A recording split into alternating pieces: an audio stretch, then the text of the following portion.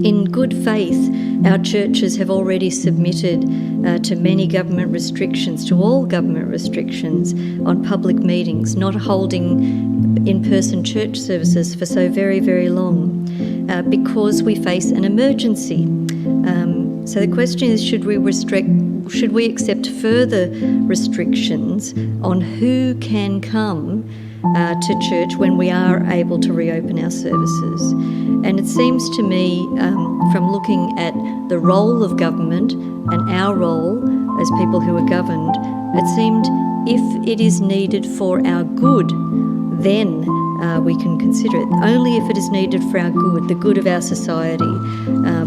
If 80% of our people are double vaccinated, the question then is, do those who are not vaccinated, do they still pose a threat? Ought their liberties to be constrained?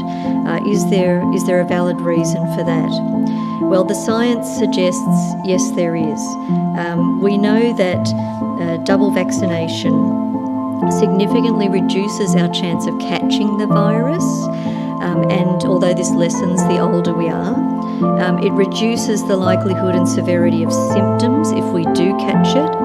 It makes hospitalisation less likely by almost 80%, therefore easing a lot of strain on our healthcare services, and it reduces the risk of long COVID. Vaccinated people are less likely to pass on virus.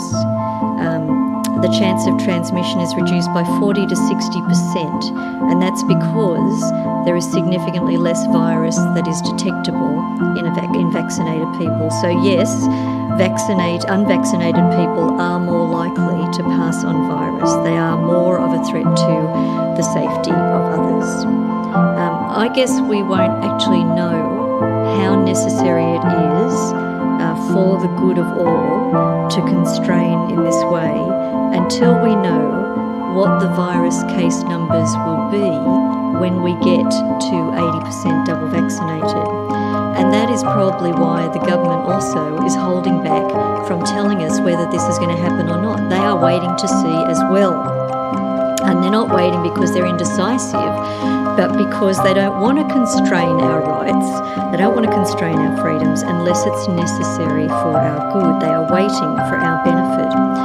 But as we look at other nations, just nearby, as we look at Singapore, where they do have 80% of their people double vaccinated, they are now having to reintroduce restrictions, and they've introduced something along the lines of vaccine passports. There therefore does seem to be an inevitable need for the government to continue to constrain us in various ways, including potentially these vaccine passports.